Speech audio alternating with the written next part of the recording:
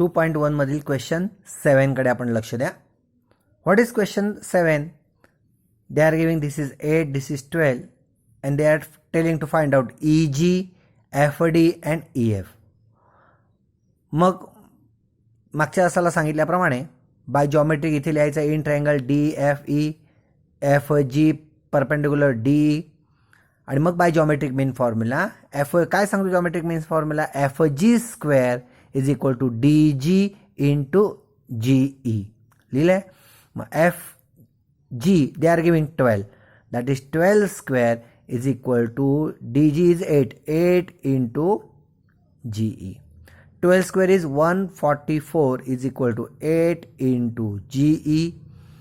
8 इकडे गुणिले भागिले होणार 144 upon 8 is equal to GE. 8 ने भागलं 8 एके 8 उरले 6 8 8 64 that is 18 is equal to GE. मग जीई तुमच्या लक्षात आलं की 18 आलं आपलं उत्तर. दिस is 18.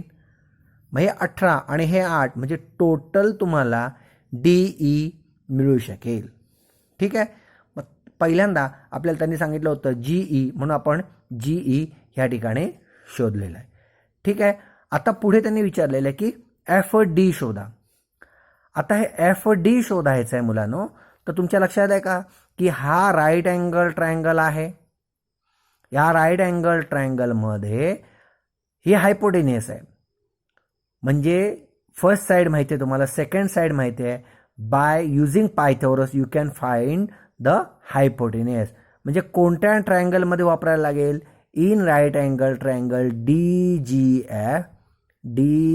DGF by Pythagoras theorem. असं तुम्ही सगळं डिटेलमध्ये लिहा.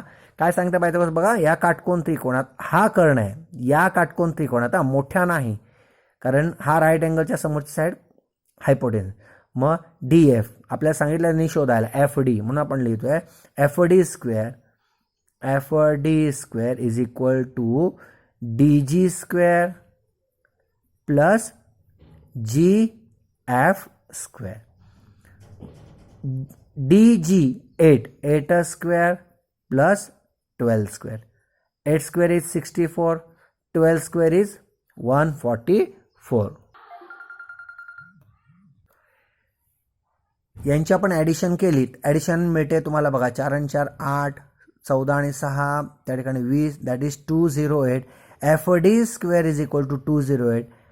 FD is equal to root 208. आता याची फोड तुम्ही आता मी डायरेक्ट लिहितोय, तुम्ही व्यवस्थित करून पहा. दॅट इज 16 इंटू 13 अशी फोड येते.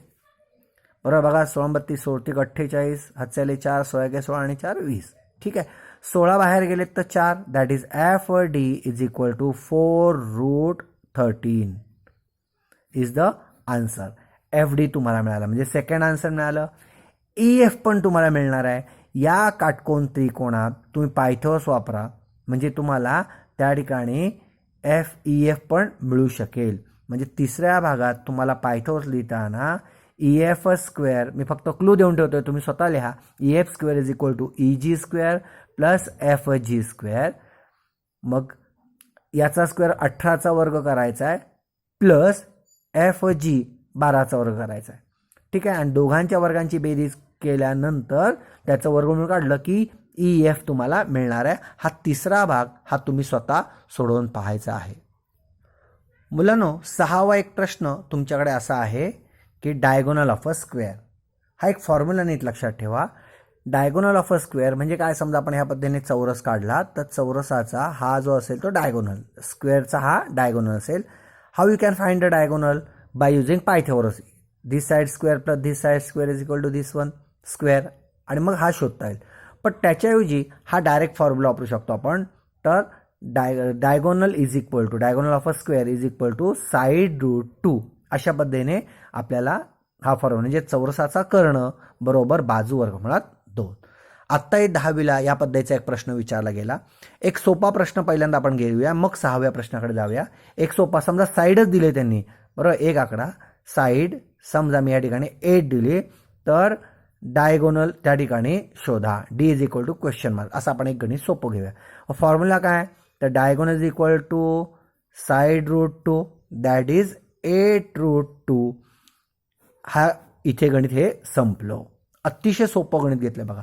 साईड 8 दिली आहे, मग फॉर्म्युल्यामध्ये साईड भरलीत 8√2 युनिट्स किंवा सेंटीमीटर असेल तर सेंटीमीटर लिहा. दिस इज द फर्स्ट वन. अतिशय एक सोपं गणित. दुसरं गणित मी देतोय बघा. ह्या तीनपैकी एक गणित परीक्षेला येतं बरं. दुसऱ्यामध्ये आपण आता डायगोनल देऊया. मग डायगोनल समजा मी या ठिकाणी 10√2 दिलं आहे. हे पण एक्स्ट्राचं गणित घेतलं आपण. एक्स्ट्रा 10√2 आणि साईड शोधा. व फॉर्म्युला तो diagonal is equal to side root two. Diagonal भरूया 10√2 इज इक्वल टू साईड√2. √2 इकडे गुणिले आहेत, भागिले होईल. That is 10√2 upon √2 is equal to side. √2 is cancel. You will get 10 is equal to side. हा एक दुसरा प्रश्न तुम्हाला एक्स्ट्राचा, म्हणजे मी 2 एक्स्ट्राचे घेतलेत, फॉर्म्युले तेच वापरले. अँड थर्ड वन, आता आपल्या पुस्तकाकडे जाऊया. पुस्तकातल्या गणितामध्ये त्यांनी डायगोनल दिलेला आहे 10. D is equal to they are giving 10 centimetre. मग आता पहिल्यांदा फॉर्म्युला तोच. What? Diagonal is equal to, तुम्ही पूर्ण वाक्यातला डायगोनल ऑफ अ स्क्वेअर असं पूर्ण लिहा. Diagonal of a square is equal to साईड√2.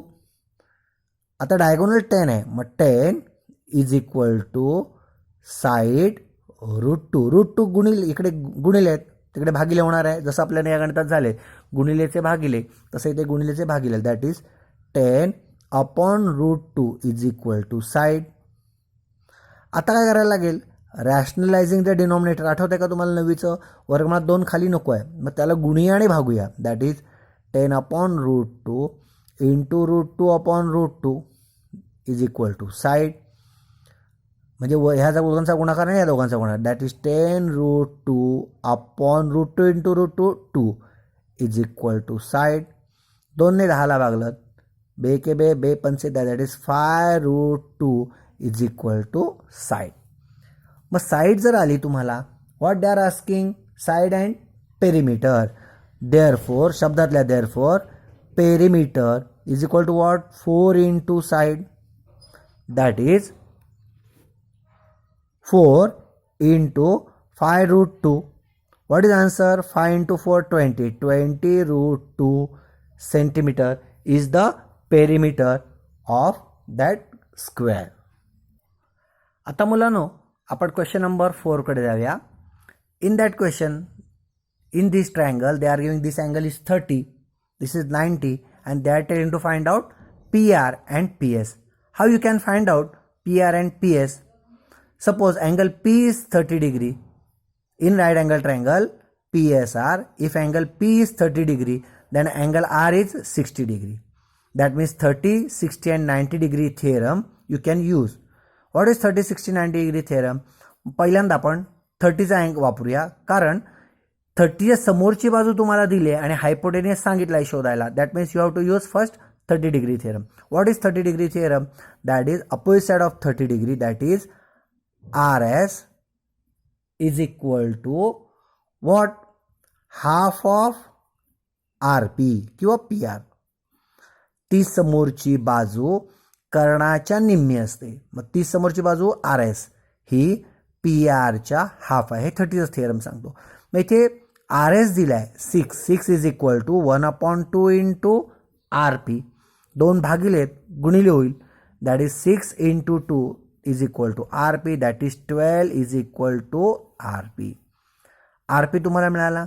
Now you have to find PS. That means this angle is 60 degree. That means you can use the 60 degree theorem. पण इथे लिहायचं नाही 60 degree, एकदाच आपण लिहिणार आहोत 30, 60, 90 डिग्री थिअरम. मग देअरफॉर सिमिलरली शब्द वापरा इथे. Similarly what is 60 degree theorem? PS is equal to √3/2 into RP. 60चं प्रमेय काय सांगतं? 60 समोरील बाजू कर्णाच्या वर्गमुळात 3/2 √3/2 ऑफ हायपोटेनस. मग इथे √3/2 हायपोटेनस तुम्हाला माहिती आहे, आत्ता शोधला आहे 12. That is 12. 2 ने भाग दिला, बे के बे, बे सग 12. That means PS is equal to 6√3 units This is the answer of that question.